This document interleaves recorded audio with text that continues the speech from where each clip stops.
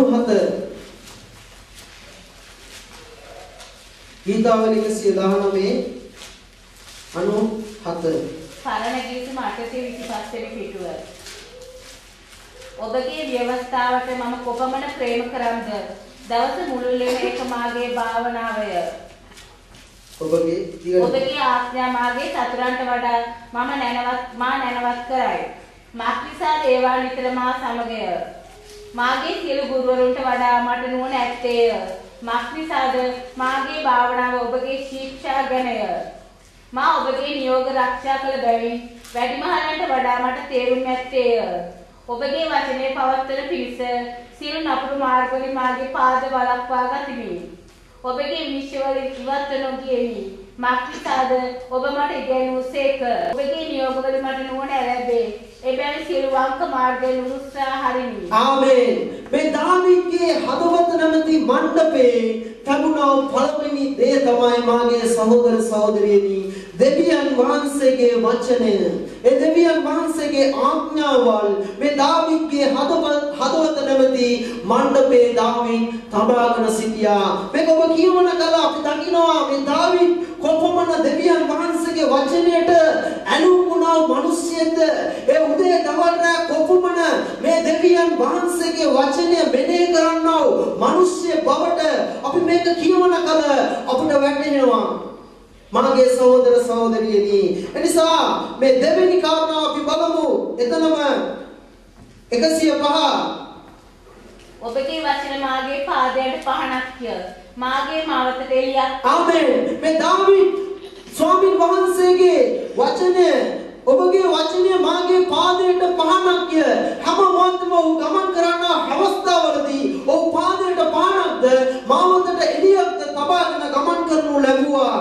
ඔහු දේව වචනය තමාගේ හදවත නැමැති ඒ කූඩාරම තුල තබාගත් තමාගේ සහෝදර සහෝදරියනි දෙවෙනි කාරණා දාවීදගේ හදවත නැමැති කූඩාරම තුල තිබුණේ දෙවියන් වහන්සේගේ සැපයීමයි. දෙවියන් වහන්සේගේ සැපයීම දාවීදගේ මේ මණ්ඩපය තුල තිබුණා. මාගේ සහෝදර සහෝදරියනි අපි දැක්කා ඒ මණ්ඩපය තුල තිබුණා ඒ කරඬුවේ තිබුණා ඒ මන්නා මේ මන්නා තබුවා ඒක ආදර්ශයක් ලෙස දෙවියන් වහන්සේ කාන්තාරයේ ගෙනියන මොහොතේදී ස්වාමීන් වහන්සේ ඊශ්‍රායල් සෙනගව සැප වූ බවට මේ මන්න දාලා තබාගෙන සිටියා. ඒක ස්වාමීන් වහන්සේගේ සැපීම බවට අර්ථවත් කරනු ලබනවා. නමුත් මේ ස්ථානයේදී දාවීදගේ හදවත නැමැති මණ්ඩපය තුල දාවීද තබාගෙන සිටියා. මොකක්ද? උන්වහන්සේ මාගේ සැපීමයි. උන්වහන්සේ මාගේ සැපීමයි. මට මොනවා ආවත් උන්වහන්සේ මට සපයනවා. තරුණ සිංහයා කුසගිනි විඳිතත් මම කවදාවත් කුසගිනි විඳින්නේ නැහැ. ස්වාමීන් වහන්සේ මාව සපයනවා. ස්වාමීන් වහන්සේ මාගේ එනේරාය මාව නිල්තන ගොදුරු බිමේ ගෙනියනු ලබනවා. මේ ස්ථානයේ කුමක්ද? ඔව් කියනවා ස්ථානයේ කුමක්ද? හදුවල ඉන්නව මොහොතේදී සතුරෝ එළවගෙන යනව මොහොතේදී කිසිවක් නැතිව මොහොතේදී තමයි මාගේ සහෝදර සහෝදරියනි මේ දාවීද් ඇදහිල්ලේ විශ්වාසයෙන් ස්වාමීන් වහන්සේ දෙස බලාගෙන කියන්නේ මක් නිසාද? දාවීදගේ සැපයීම දෙවියන් වහන්සේ. දාවීදගේ සැපයීම දෙවියන් වහන්සේ නිසා ඒ දාවීදගේ ඒ කූඩාරම තුල ඒක විශ්වාසය ලෙස ඔහු තබාගෙන සිටියා. තුන්වෙනි කාරණාව නම් මාගේ සහෝදර සහෝදරියනි අපි බලමු ඒකට දෙවෙනි කාරණාව තුල ගීතාවලියේ 121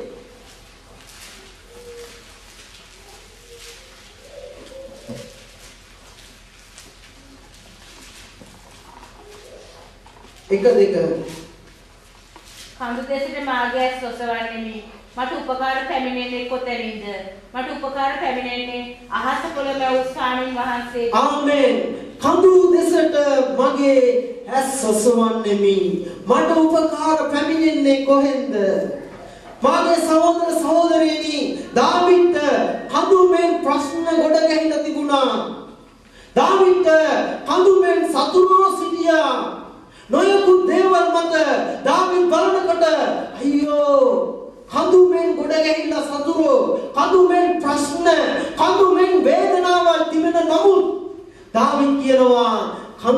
දෙසට මගේ ඇස් ඔසවන්නෙමි. මට උපකාර පැමිණෙන්නේ කොතනින්ද?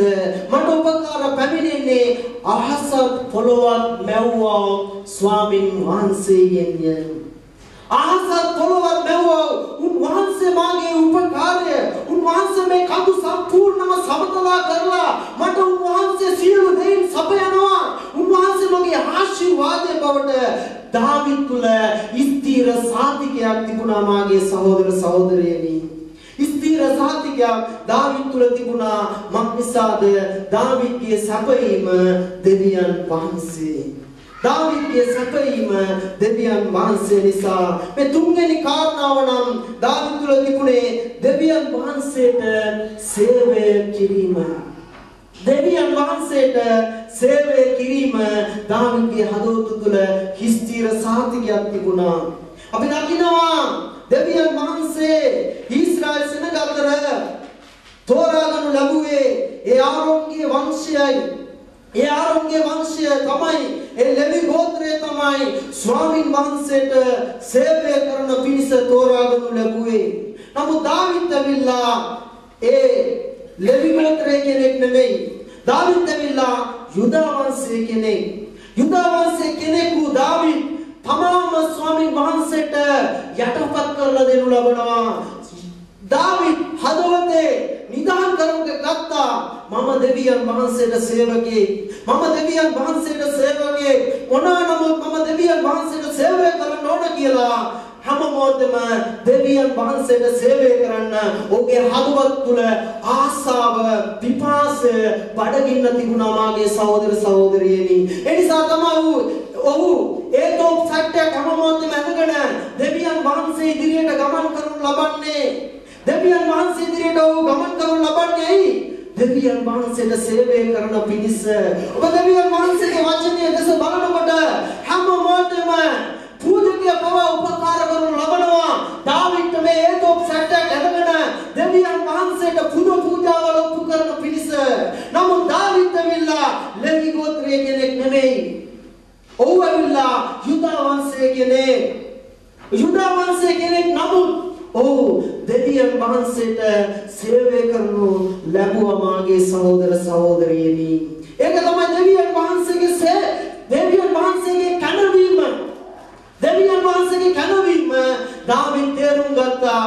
මම කවුරු නමුත් මම දෙවියන් වහන්සේට සේවය කරනු ලබනවා. ස්වාමීන් වහන්සේ මාව කනවා ගන්න තිබෙනවා.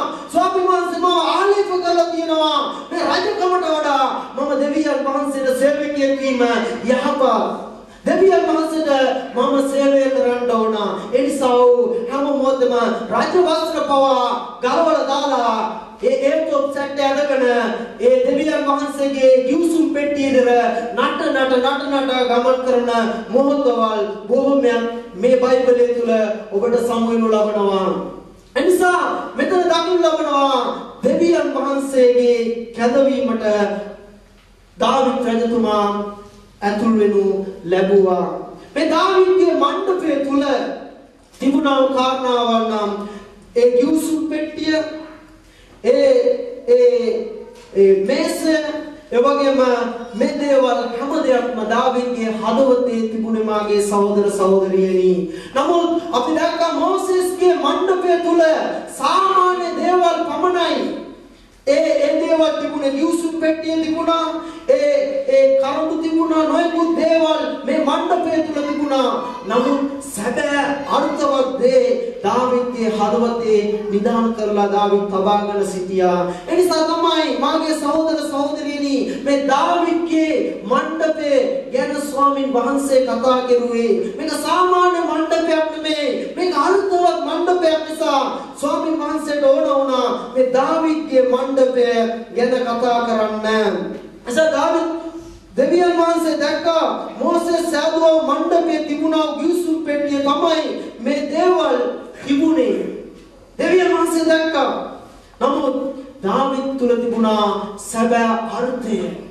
සැබෑ අර්ථය දාවිද් තුල තිබුණා. මාගේ සහෝදර සහෝදරියනි, මේ දාවිද්ගේ කාලය තුල දාවිද් දෙවියන් වහන්සේට දැඩි ප්‍රේමයෙන් බැඳුණා. මාගේ සහෝදර සහෝදරියනි, දාවිද් ඔහුට ප්‍රශ්න, ඔහුට වේදනා, ඔහුට කරුණ එන හැම තුලම ඔව් කන්දට දිව්වත් සතුරෝ තමාව එළවගෙන ආවත් සතුරෝ එළවගෙන එනකොට ස්වාමීන් වහන්සේට කියනවා ස්වාමීනි සතුරෝ මා පස්සෙන් එළවගෙන එනවා නමුත් ඔබ වහන්සේ ගැලවීමේ අඟ මට සපයන්නා දෙවියන් වහන්සේ ඔබ කියලා ඔව් ඇදහිල්ලෙන් විශ්වාසයෙන් උන්වහන්සේට ප්‍රශංසා කරනවා උන්වහන්සේට නමස්කාරය කරනවා කොයිද ඉන්නේ ඔව් ඒ ස්ථානය තුල උන්වහන්සේගේ නාමය ඔසවනවා උන්වහන්සේට ගෞරවය දෙනවා උන්වහන්සේට මහිමය දෙන්නා කෙනෙක්ව සිටියා දාවීදගේ මණ්ඩපය ඒ නිසා තමයි ස්වාමීන් වහන්සේට ඉතාමත් වැදගත්කමක් තිබුණේ ඒ මෝසෙස් සදුවා මණ්ඩපයට වඩා එවැගේම සලමෝන් සදුවා ඒ දේව මාලිගාවට වඩා ස්වාමීන් වහන්සේ මේ දාවීදගේ මණ්ඩපය ඒ නිසා තමයි කතා කරන්නේ මාගේ සහෝදර සහෝදරියනි නමුත් ඔබ දකින්නවා මම දකින්නවා ඒ දාවීදගේ කාලය ස්වාමීන් වහන්සේ මහා ප්‍රේමයෙන් දාවීද් සමග බැඳුණා මහා ප්‍රේමයෙන් දාවීද් සමග බැඳුණා මහා ප්‍රේමයෙන් බැඳුණා අපි දකින්නවා ප්‍රේමය කරන කාලයේදී ප්‍රේමවන්තයා සහ ප්‍රේමවන්තිය අතර ඇතිවෙනා දේ ප්‍රශ්න එනකොට වේදනා එනකොට තව තවත් දෙන්න ප්‍රේමයෙන් බැඳෙන්න පටන් ගන්නු ලබනවා තව තවත් ප්‍රේමයෙන් බැඳෙන්න පටන් ගන්නු ලබනවා දෙමෝපියෝ විරුද්ධව සිටින මොහොතේදී ඒ හැම දෙයක්ම විදහෙලමින් ඉදිරියට ගමන් කරමින් ඒ දෙදෙනා ප්‍රේමය කරනු ලබනවා ඒ වගේ මාගේ සහෝදර සහෝදරියනි මේ දාවීද් ප්‍රශ්න එන්න තමයි දෙවියන් වහන්සේට ප්‍රේමය වැඩි වුණේ දෙවියන් වහන්සේට ප්‍රේමය වැඩි වුණේ මේ ගීතාවලිය කියන එක ස්වාමීන් වහන්සේට ලිව්වේ දාවීද් ඒ ප්‍රශ්න තුල වේදනා තුල ඉන්න මොහොතේදී තමයි මාගේ සහෝදර සහෝදරියනි ස්වාමීන් වහන්සේට මේ ගීතිකාවල් ලියනු ලැබුවේ හේතුව වෙලා ඒ මොහොතේදී ස්වාමීන් වහන්සේට මහා ලෙස ਉਹ ප්‍රේමයෙන් බැඳුණා උට ආව ප්‍රශ්න දෙස බැලුවේ නැහැ වේදනා දෙස බැලුවේ නැහැ කරදර දෙස බැලුවේ නැහැ ਉਹ බැලුවේ හැම මොහොතෙම දෙවියන් වහන්සේ දෙසයි දෙවියන් වහන්සේ දෙසයි උන්වහන්සේට සියල්ල පුළුවන් බව දාවීද් වටාගෙන තිබුණා ඒ නිසා තමයි දාවීද් හැම මොහොතෙම ස්වාමීන් වහන්සේට ගායනා කරමින් සිටින්නේ ස්වාමීන් වහන්සේට ගායනා කරමින් සිටිනු ලබනවා මාගේ සහෝදර සහෝදරියනි අපි දකිනවා ඒ දේ ඔබ බයිබලය තුල හොඳට බලන කල අපි දකිනවා ස්වාමීන් වහන්සේගේ ඒ වචනය තුල අපිට හම්බ වෙනු ලබනවා අපි බලමු ස්වාමීන් වහන්සේගේ වචනය තුල අලුත් කිව්සුම තුල මේ මණ්ඩපය ගැන කතා කරනු ලබනවා මේ අලුත් කිව්සුම තුල මණ්ඩපය ගැන කතා කරනවා කවුද මේක කතා කරන්නේ බලමු මතේ 17:4